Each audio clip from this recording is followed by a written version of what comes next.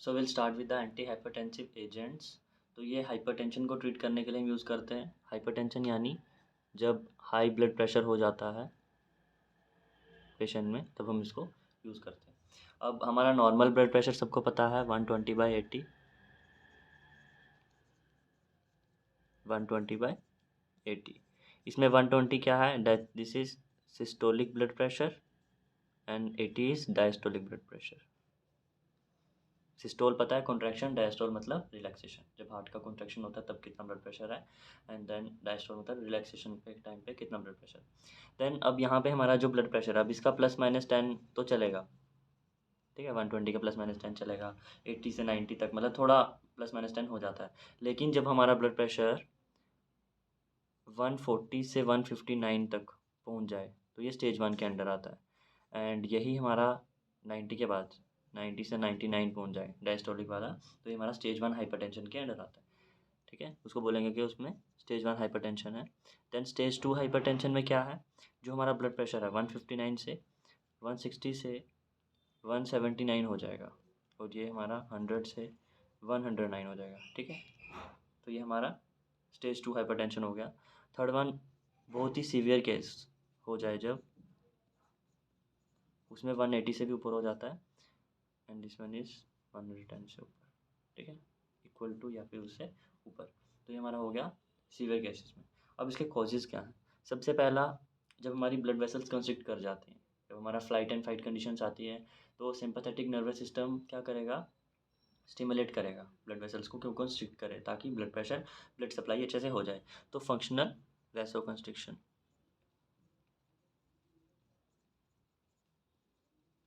Blood vessels का constriction करना, functional, ठीक है। Second is defects. किसमें डिफेक्ट्स, जो हमारा सोडियम का एब्जॉर्प्शन है वो नहीं हो पाएगा, नहीं हो पा रहा है एक्सक्रीशन उसका, तो defects in renal sodium homeostasis, मतलब सोडियम का एब्जॉर्प्शन और एक्सक्रीशन नहीं हो पा रहा है।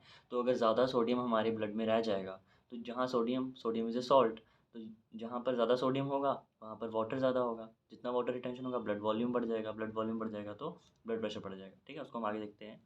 And the third cause is defects in जो ब्लड वेसल्स का स्ट्रक्चर है, धीरे धीरे उसमें चेंज आ जाना, उसकी ग्रोथ में चेंज आ जाना, ठीक है। तो defects in vascular, vascular word हम यूज़ करते हैं ब्लड वेसल्स के लिए, वेस्कुलर स्मूथ मसल स्ट्रक्चर,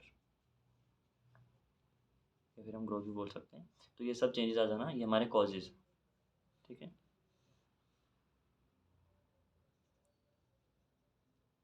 ये कॉजेज हैं, और ये हमारे ब्लड प्रेशर हाइपरटेंशन के टाइप्स हैं। कौन सा, स्टेज 1, स्टेज 2 एंड सीवियर।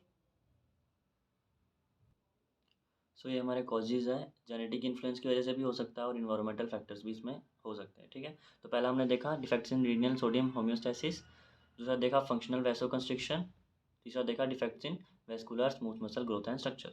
अब रीनल सोडियम होम्योस्टैसिस में क्या होगा, सोडियम का एब्जॉर्प्शन इनएडुकेट होगा, या फिर हम कह सकते हैं सोडियम का एक्सक्रीशन थोड़ा सा,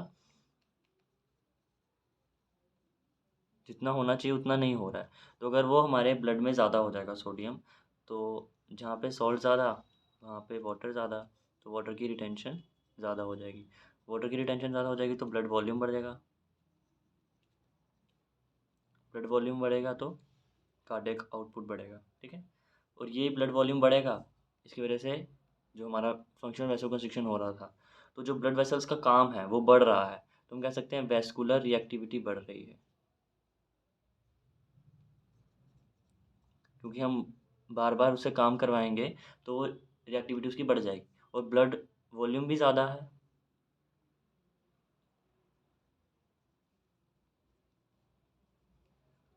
तो भी वैस्कुलर एक्टिविटी बढ़ रही है। तीसरा, अगर उसके स्ट्रक्चर में या फिर उसकी ग्रोथ में ही डिफेक्ट्स आ रहा है, तो उसकी वजह से उसकी थिकनेस बढ़ रही है, कह सकते हैं हम वैस्कुलर वॉल थिकनेस, क्योंकि उसके थिकनेस पे भी असर आएगा, ठीक है। तो ये रिएक्टिविटी की वजह से भी थिकनेस बढ़ती है, ओके। तो क्या हुआ, उसकी वॉल भी थिक हो गई, उसकी एक्टिविटी बढ़ गई, ब्लड वॉल्यूम बढ़ गया, जिसकी वजह से हमारा कार्डियक आउटपुट बढ़ जाता है, ठीक है। इस वजह से पेरिफेरल रेसिस्टेंस बढ़ेगी, तो मतलब हुआ क्या, हाइपरटेंशन,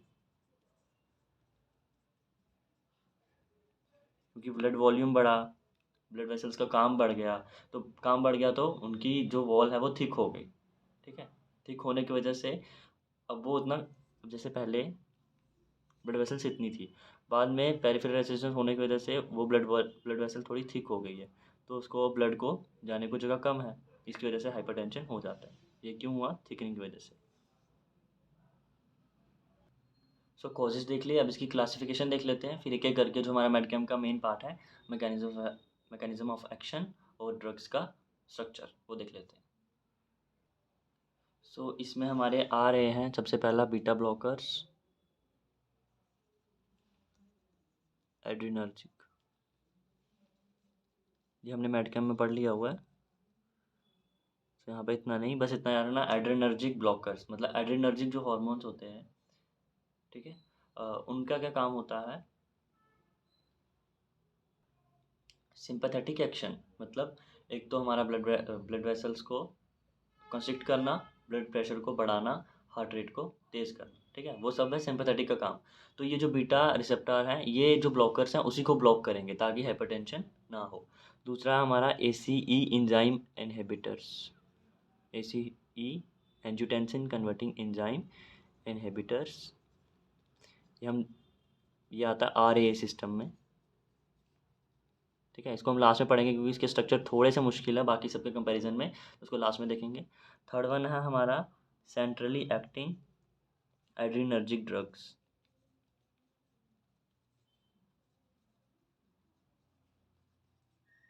हमने देखा था हमारे पास जब हम सिंपैथेटिक नर्वस सिस्टम पढ़ते हैं, तो उसमें हमारे पास अल्फा रिसेप्टर है, बीटा रिसेप्टर है। तो अब इसमें हमने देखा था अल्फा रिसेप्टर और अल्फा वन अल्फा टू, ये दोनों एक दूसरे के थोड़ा सा अपोजिट काम करते हैं, एक बढ़ा रहा है तो दूसरा कम करेगा। तो हम क्या करते हैं, उसी एक्शन का फ़ायदा उठाते हैं, ठीक है, जो कम कर रहा है ब्लड प्रेशर, उसी के ऊपर काम करेंगे ये, ठीक है, centrally acting adrenergic drugs. And the fourth and last one is vasodilators. Vasodilators हमने पहले भी पढ़ा, एंटी एंजिना में काम करते हैं जो, लेकिन यहाँ पे हम थोड़े से एक्स्ट्रा ड्रग्स पढ़ेंगे जो हम यूज़ करते हैं, ठीक है। तो सबसे पहला बीटा एड्रीनर्जिक ब्लॉकर, इसमें एक ही ड्रग है तो वो देख लेते हैं,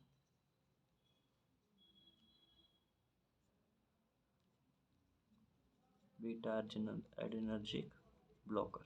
तो ये बीटा रिसेप्टर को ब्लॉक करता है, यहाँ से पता चल गया।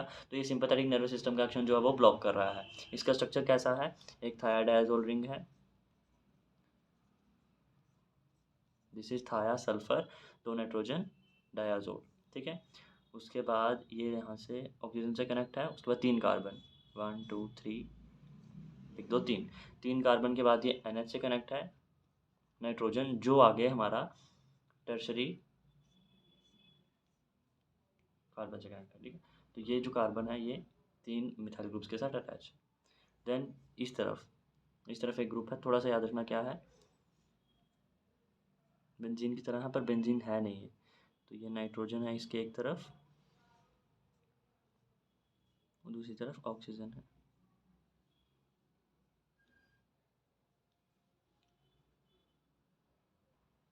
सो ये है 6 कार्बन वाला, सॉरी 6 मेंबर रिंग है, जिसमें ये N है, अगर ये O नहीं होता तो ये पाइपरेडीन था, तो ये N है और एक इसके अपोजिट में O है, ऑक्सीजन।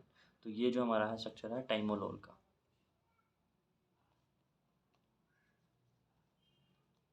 मैकेनिज्म एक्शन क्या है, ब्लॉक करता है बीटा रिसेप्टार्स को, तो ब्लड प्रेशर कम, इनडायरेक्टली सिंपैथेटिक एक्शन को ब्लॉक कर रहा है, तो ब्लड प्रेशर कम हो जाएगा, क्योंकि इसने क्या किया, नेगेटिव सिंपैथेटिक नर्वस सिस्टम, ठीक है। सो ये था हमारा पहला ड्रग, ठीक है, बीटा एड्रेनर्जिक ब्लॉकर, जिसमें हमने एक ही ड्रग पढ़ना है, टाइमोलोल, ठीक है। तो ये इसका स्ट्रक्चर है, क्या है, एक थायाडायाजोल रिंग है जो ऑक्सीजन से कनेक्टेड है, तीन कार्बन के बाद नाइट्रोजन, फिर अगेन टर्शरी कार्बन वाला ग्रुप, देन यहाँ से नाइट्रोजन जो पाइपरेडिन रिंग की तरह ही है, बट यहाँ पे ऑक्सीजन है इसके अपोजिट एंड पे। तो ये बीटा रिसेप्टर को ब्लॉक करता है, ब्लड प्रेशर कम करता है, क्योंकि ये सिंपैथेटिक नर्वस सिस्टम के एक्शन को इनहिबिट कर रहा है। तो सेंट्रली एक्टिंग एड्रेनर्जिक ड्रग्स ये क्या करते हैं, इसमें हमारे पास एग्जांपल है चार, ठीक है, पहले इसका मैकेनिज्म एक्शन देख लेते हैं। तो हमारे पास सिंपैथेटिक नर्वस सिस्टम में दो रिसेप्टर होते हैं, अल्फ़ा 1 अल्फ़ा 2। अल्फ़ा 1 रिसेप्टर्स जो हैं, ये हैं क्या, रिसेप्टर्स हैं। तो अल्फ़ा 1 वाले क्या करते हैं, सिंपैथेटिक एक्शन को बढ़ाते हैं, सिंपैथेटिक एक्शन को स्टिमुलेट करते हैं। कौन से, अल्फ़ा 1।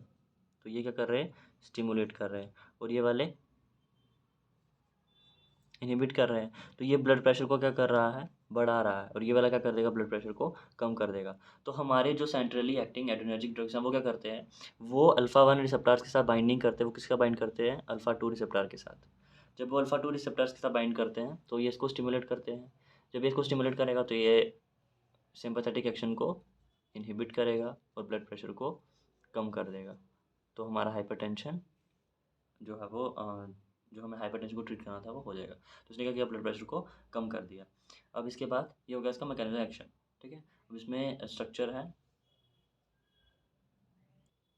तो इसमें 4 स्ट्रक्चर है। सबसे पहला है मिथाइल डोपेट,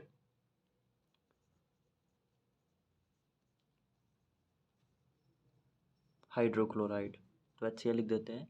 दूसरा है क्लोनिडीन हाइड्रोक्लोराइड। ठीक है, तो अब जो हमारे मिथाइल डोपेट हाइड्रोक्लोराइड है, क्लोनिडीन हाइड्रोक्लोराइड, सबसे पहला तो ये एड्रेनर्जिक ड्रग्स है। मतलब ये क्या है, हमारे सिंपैथेटिक सिस्टम के डायरेक्ट एक्टिंग सिम्पैथोमाइमेटिक ड्रग्स हैं। ठीक है, मेडिकेम 1 में पढ़ा था। तो अब यहाँ पे मिथाइल डोपा ही है। ठीक है, सिर्फ उसमें HCl लगाना है, और क्लोनिडीन का क्लोनिडीन ही है। ठीक है, स्ट्रक्चर बिल्कुल ईजी है। तो मिथाइल डोपेट में क्या होता है, कैटाकोल रिंग होती है। कैटाकोल रिंग यानी इसके पास 2 OH ग्रुप होते हैं। ये हम OH ऊपर भी लगा सकते थे। देन कनेक्ट होता है CH2 के साथ, और ये बेंजीन रिंग है। ठीक है, अब ये CH2 मतलब 2 कार्बन होते हैं। सो 2 कार्बन होंगे, 1 2। अब ये दूसरे वाला कार्बन है, इसके पास 3 ग्रुप होंगे। एक होगा हमारा बेसिक ग्रुप, अमोनिया। एक होगा हमारे पास एसिडिक ग्रुप, कार्बोक्सिलिक एसिड। ठीक है, और तीसरा होगा हमारे पास सिंपल ग्रुप, कौन सा, मिथाइल ग्रुप ही, CH3। ठीक है, तो ये होगा हमारा मिथाइल डोपा का स्ट्रक्चर। अब मिथाइल डोपेट हाइड्रोक्लोराइड है, तो ये जो हमारा कार्बोक्सिलिक एसिड वाला ग्रुप है, इसके साथ हमारा जुड़ जाता है इथाइल C2H5। ये हमारा हो गया मिथाइल डोपेट हाइड्रोक्लोराइड। हाइड्रोक्लोराइड मतलब ये जो है वो हमारा HCl के साथ सॉल्ट फॉर्म में होगा। क्लोरीन हाइड्रोक्लोराइड क्या होगा, सिंपल है, क्लोनिडीन, क्लोनिडीन से क्लोरीन Cl। तो क्लोनिडीन का क्या होगा, ये हमारा इस, अगर हम इस कार्बन से जोड़ रहे हैं तो इसके यहाँ पे 2 क्लोरीन होंगे। ठीक है, और इसके साथ क्या जुड़ेगा, N, और ये जुड़ जाएगी आगे एमिडाइजोल रिंग से। एमिडाइजोल रिंग हमने हेट्रोसाइक्लिक कंपाउंड्स में पढ़ा था, जिसमें 2 नाइट्रोजन होते हैं फर्स्ट और थर्ड पोजीशन पे। तो एक डबल बॉन्ड यहाँ, एक डबल बॉन्ड यहाँ, तो हो जाएगा NH। तो ये हो जाएगा क्लोरीडीन हाइड्रोक्लोराइड। हाइड्रोक्लोराइड का मतलब क्या है, यहाँ पे HCl होगा इसके साथ। और हाँ, ये बेंजीन रिंग होगी दोनों में ही। ठीक है, इसमें क्या होता है, एक एसिडिक ग्रुप होता है, एक बेसिक ग्रुप होता है, एक CH2 ग्रुप होता है, 2 कार्बन दूसरे कार्बन पर।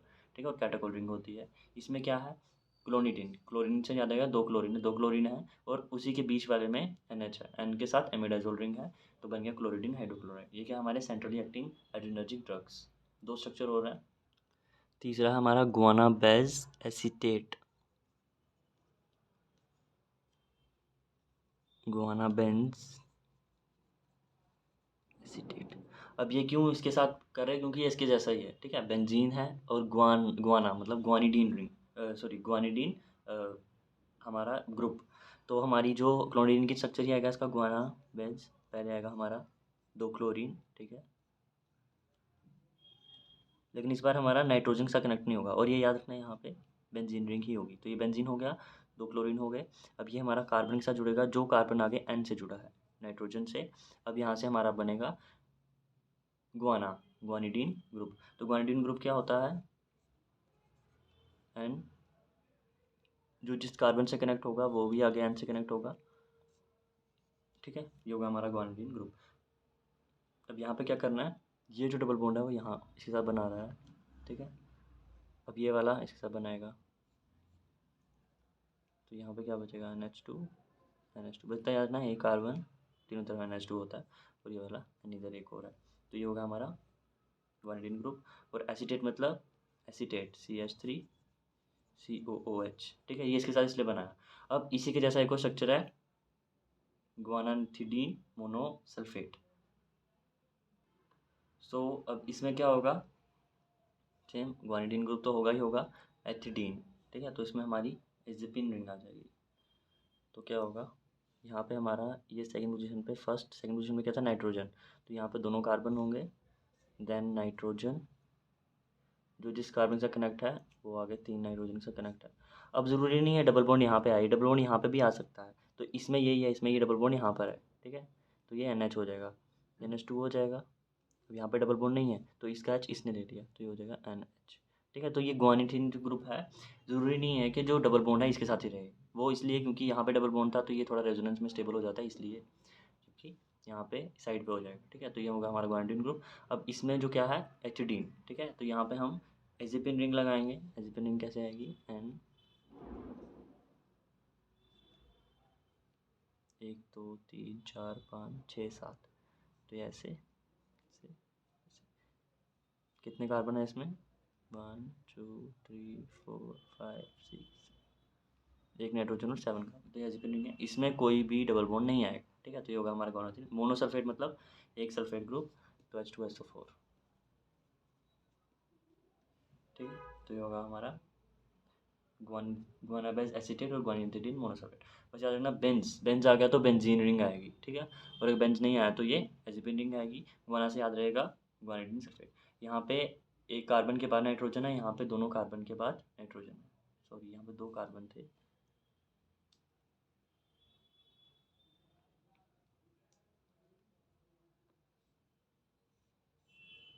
ठीक है, तो ये 2 कार्बन के बाद नाइट्रोजन है, यहाँ पे एक कार्बन के बाद नाइट्रोजन है, मतलब ये जो ग्रुप है ना,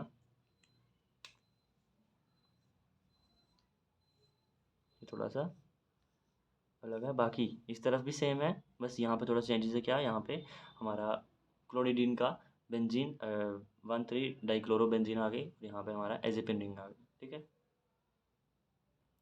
सो coming to our next class, vasodilators. तो वैसोडाइलेटर हमने देख लिया था कैसा, एंटी एजेनम, ये क्या करते हैं, वेसल्स को डायलेट करते हैं, ठीक है, ब्लड वेसल्स को कैसे डायलेट करते हैं। यहाँ पे जो हमारा ड्रग्स है वो नाइट्रिक ऑक्साइड बनाते हैं, ठीक है, इनमें नाइट्रिक ऑक्साइड ग्रुप होता है, तो NO ग्रुप जो रिलीज़ होगा वो हमारा साइक्लिक GMP को साइक्लिक GMP बनाता है। मतलब क्या होता है, जो हमारा GTP है, इसका मैं कंजक्शन क्या कर रहे हैं, GTP से CGMP बनता है, तो यहाँ से ये GMP बन गया, वहाँ याद रखना रिलैक्स, ठीक है। और यहाँ पे ट्रिक लिख देता हूँ, कैल्शियम जहाँ मिला वहाँ पे कॉन्ट्रैक्शन, और जहाँ पे साइक्लिक GMP या साइक्लिक AMP मिला वहाँ पे रिलैक्सेशन। तो यहाँ पे इसने क्या किया, GTP से साइक्लिक GMP बनता है, कैसे बनता है, जो हमारा ग्वानिलेट साइक्लेज है, ठीक है, ये क्या है, GTP मतलब ग्वानिलेट ट्राइफॉस्फेट, तो ग्वानिलेट साइक्लेज क्या करता है, इसको बनाता है। अब ये वैसोडाइलेटर्स क्या करते हैं, ये नाइट्रिक ऑक्साइड बनाते हैं जो उसको स्टिमुलेट करता है, ठीक है। अब ये क्या होगा, जब साइक्लिक GMP एक्टिवेट हो जाएगा तो हमारा यहाँ पे 2 एक्शन होंगे। एक हमारा कैल्शियम की एंट्री, क्योंकि कैल्शियम की एंट्री होगी तो कॉन्ट्रैक्शन होगा, तो ये क्या करेगा, कैल्शियम की एंट्री को कम कर देगा। कैल्शियम की एंट्री कम हुई, कॉन्ट्रैक्शन ब्लड वेसल्स की कम हो रही है, तो ब्लड वेसल्स कॉन्स्ट्रिक्ट नहीं करेंगी। दूसरा क्या करता है, ये मायोसिन की एक्टिवेशन को रोक देता है।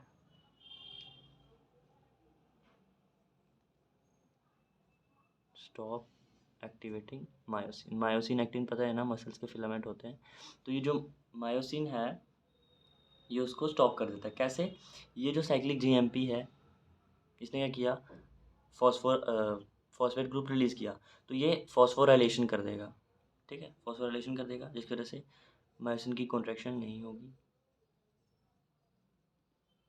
Decrease myosin contraction. अगर मायोसिन कॉन्ट्रैक्ट नहीं हो रही है तो क्या हो जाएगा, वैसोडाइलेशन कह सकते हैं, या फिर रिलैक्सेशन हो जाएगी, सेम एक ही बात है। तो क्या हो जाएगा, हमारा ब्लड प्रेशर कम हो जाएगा। ये इसका मैकेनिज्म एक्शन। ये भी कैल्शियम एंट्री कम हो जाएगी तो क्या, वैसोडाइलेशन हो जाएगा, वैसोडाइलेशन की वजह से रिलैक्सेशन हो जाता है। ठीक है, तो यहाँ से भी वैसो डाइलेशन, ठीक है, रिलैक्सेशन हो जाएगी जिसकी वजह से ब्लड वेसल्स रिलैक्स कर जाएंगे। सो क्या होता है, एक बार रिवाइज कर देते हैं। ये क्या किया वैसोडाइलेटर्स ने, नाइट्रिक ऑक्साइड, NO मतलब नाइट्रिक ऑक्साइड, तो ये नाइट्रिक ऑक्साइड रिलीज होती है कहाँ से, जो ड्रग्स हम यूज़ करते हैं वैसोडाइलेटर्स। ठीक है, ये क्या करते हैं, ये पॉजिटिवली स्टिमुलेट करते हैं ग्वानिलेट साइक्लेस को। तो यहाँ पे जो जो GTP है ये साइक्लिक GMP में कन्वर्ट हो जाता है। जब ये साइक्लिक GMP में कन्वर्ट हो जाएगा, ठीक है, मतलब याद रखना ये रिलैक्स करता है। ठीक है, तो जब ये साइक्लिक GMP कन्वर्ट हो जाएगा, अब ये क्या करेगा, जो फॉस्फेट है, ठीक है, जो फॉस्फेट प्रेजेंट होगा वहाँ पे, ये उसको ले लेगा। तो ये क्या करेगा, इसकी फॉस्फोराइलेशन को इनहिबिट करता है। ठीक है, एक्टिवेट नहीं होने देता है, यानी इसकी फॉस्फोराइलेशन नहीं होने देता है। फॉस्फोराइलेशन होगा मायोसिन का, तो मायोसिन एक्टिन फिलामेंट्स एक दूसरे पे स्लाइड करेंगे। ठीक है, तो ये क्या कर रहा है साइक्लिक GMP, एक तो ये कैल्शियम की एंट्री को कम कर रहा है, कैल्शियम की एंट्री कम तो कैल्शियम नहीं होगा तो रिलैक्सेशन। दूसरा, ये हमारा फॉस्फोराइलेशन को इनहिबिट कर रहा है, तो मायोसिन एक्टिवेट नहीं हो पाएगा। जब मायोसिन एक्टिवेट नहीं होगा तो मायोसिन कॉन्ट्रैक्ट नहीं करेगा, क्योंकि ये मायोसिन के फिलामेंट्स हैं, ये एक्टिन के फिलामेंट्स हैं, इसको इसके ऊपर स्लाइड होना ही चाहिए। ठीक है, उसके लिए कैल्शियम भी ज़रूरी है, कैल्शियम भी नहीं आ रहा है तो कॉन्ट्रैक्शन नहीं होगी। दूसरा, जो मायोसिन है वहाँ पे फॉस्फेट ग्रुप जुड़ना चाहिए, जब तक वो नहीं जुड़ेगा तब तक मायोसिन एक्टिवेट नहीं होगा, तब तक वो उसके ऊपर स्लाइड नहीं करेगा। स्लाइड नहीं करेगा तो मसल की कॉन्ट्रैक्शन नहीं होगी। समझ में आया। साइक्लिक GMP जो है उसने क्या किया, एक तो फॉस्फोराइलेशन नहीं होने दी मायोसिन की, और कैल्शियम की एंट्री नहीं होने दी, जो कि मसल कॉन्ट्रैक्शन में सबसे ज़्यादा ज़रूरी है। तो मसल मायोसिन कॉन्ट्रैक्ट नहीं कर पाएगा। ठीक है, दूसरा, वेसल्स डायलेट हो जाएगी, तो वेसल्स डायलेट हो जाएगी तो ब्लड प्रेशर कम हो जाएगा। तो ये वैसोडाइलेटर का मैकेनिज्म ऑफ एक्शन है। ठीक है, ये हो गया वैसोडाइलेटर्स का मैकेनिज्म ऑफ एक्शन। अब देख लेते हैं इसके ड्रग्स। सो वैसोडाइलेटर्स में पहले देख लेते हैं जो हमने पहले पढ़ा, सोडियम नाइट्रोप्यूरिसाइड।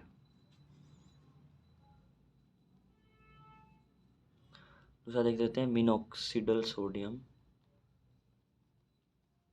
ठीक है, मिनॉक्सिडल, ये तो मैक्सिमम लोग लेते हैं हाइपरटेंशन को ट्रीट करने के लिए, मिनॉक्सिडल। ठीक है, सोडियम नाइट्रोप्यूरिसाइड में क्या होता है, हमने देखा था सोडियम नाइट्रोप्यूरिसाइड, आयरन, आयरन पे हमारे 5 CN ग्रुप होंगे, 3 4 5, और NO रिलीज करना तो एक NO ग्रुप होगा, क्या होंगे,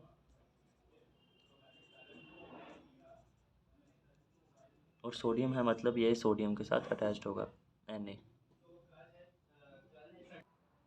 और इसमें 2 हमारे सोडियम आयन होंगे। तो ये हमारा हो गया सोडियम नाइट्रोप्यूरिसाइड। ठीक है, अब यहाँ पे जो 2 कार्बन है वो वेज है, 2 बॉन्ड हैं जो, मतलब जो कार्बन CN जुड़ा है वो वेज है, और 2 जो है वो हमारे, 2 अबव द प्लेन है, 2 बिलो द प्लेन है, and 2 in the plane. Then minoxidil में बात करेंगे तो यहाँ पे हमारी आ जाएगी, तो मिनॉक्सिडल का स्ट्रक्चर कैसे है, एक नाइट्रोजन, दूसरा थर्ड पोजीशन पे, दिस इज पैरामिडिन रिंग। ठीक है, अगर इसमें तीनों बॉन्ड होंगे तो ये होगी हमारी पैरामिडिन रिंग। अब एक नाइट्रोजन इसका ऑक्सीजन के साथ होगा, क्योंकि NO रिलीज कैसे होगा, और जो नाइट्रोजन के अगल बगल है, एक तो NH2, एक ग्रुप आएगा एक्स्ट्रा, वो है हमारा पाइपेरिडीन। ठीक है, नाइट्रोजन और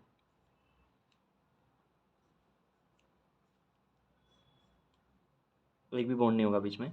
ये हो गई हमारी पैरामिडिन रिंग। एक जो उसका कार्बन है वो जुड़ा है पाइपेरिडीन रिंग से, this is pyrimidine and this is piperidine। Hydrocyclic ring है, ठीक है, इसकी वजह से इस एक्टिविटी होती है। ये इंपॉर्टेंट ड्रग है, ये हम यूज़ करते हैं, इसलिए इसका स्ट्रक्चर थोड़ा ज़्यादा ध्यान में रखना।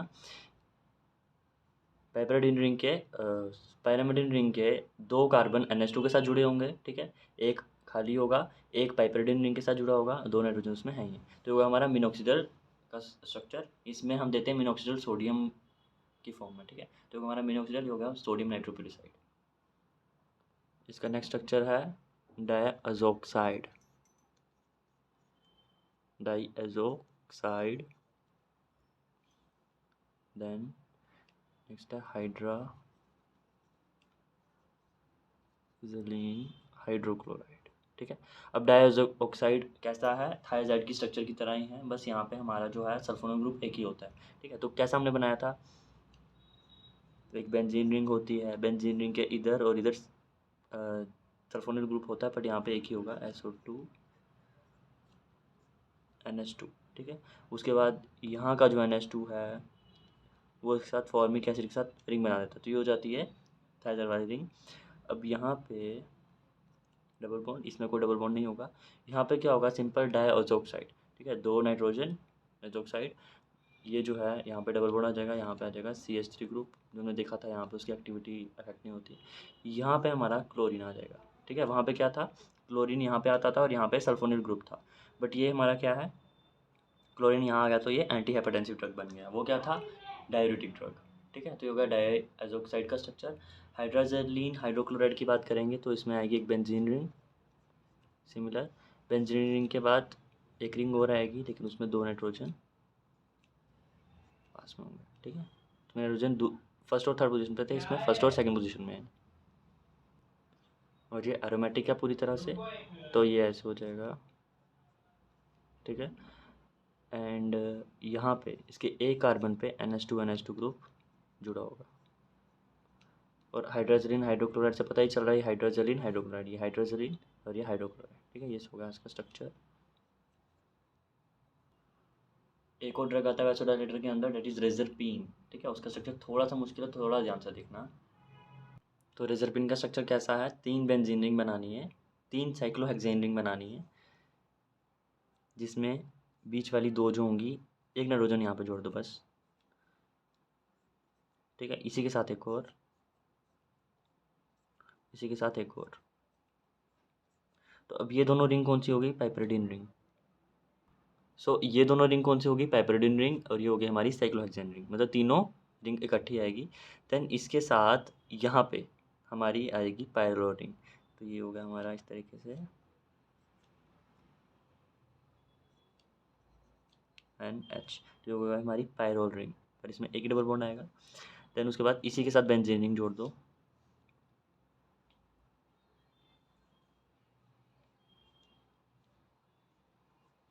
ठीक है। ये बेंजीन रिंग जुड़ गए।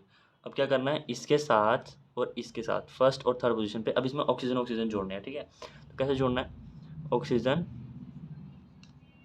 डबल बॉन्ड O, ठीक है। यहाँ पे इसका उल्टा, double bond O, then oxygen, यहाँ पे सिंपल ऑक्सीजन, एक कार्बन, ठीक है। इसके साथ ग्रुप जुड़ेगा कौन सा, बेंजीन का। जो आगे तीनों ऑक्सीजन के साथ जुड़े होंगे, 1 2 3 CH3 CH3 CH3, ठीक है। क्या किया हमने, एक सिंपल स्ट्रक्चर बनाया पाइपरिडीन रिंग का, ठीक है। ये 2 पाइपरिडीन रिंग हो गई, एक होगी साइक्लोहेक्सेन रिंग। अब ये पाइपरिडीन वाली एक पायरोल के साथ होगी, तो उसको बोलेंगे पायरोलीन, क्योंकि इसमें एक ही ग्रुप है, एक ही डबल बॉन्ड है, इसलिए पायरोलीन, ठीक है। 2 ग्रुप होते तो पायरोलिडीन, ठीक है। तो यहाँ पे होगी पायरोलीन ग्रुप, पायरोलीन, क्योंकि इसमें एक ही हमारा डबल बॉन्ड है। देन ये होगा इधर से, मतलब अब यहाँ पे 3 ग्रुप अटैच करने हैं, 2 ऑक्सीजन वाले, एक बिना ऑक्सीजन वाला, मतलब इसका उल्टा, O C double bond O C double bond O, methyl group जोड़ दो। सेम यहाँ पे भी वही करना है, यहाँ पे भी हमारा, क्योंकि ये बेंजीन 3 ग्रुप के साथ अटैच है, और यहाँ पे भी ये ग्रुप कौन सा हो गया, methoxy,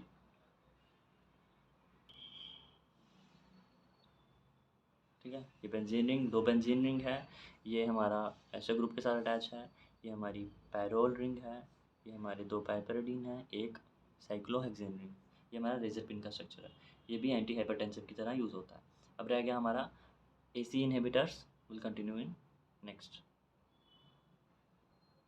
also synthesis of methyl dopate hydrochloride, क्योंकि वो एक ही ड्रग है जो हम जिसकी हमने सिंथेसिस पढ़नी है इस चैप्टर में, तो वो और AC इनहिबिटर्स आगे पढ़ते हैं।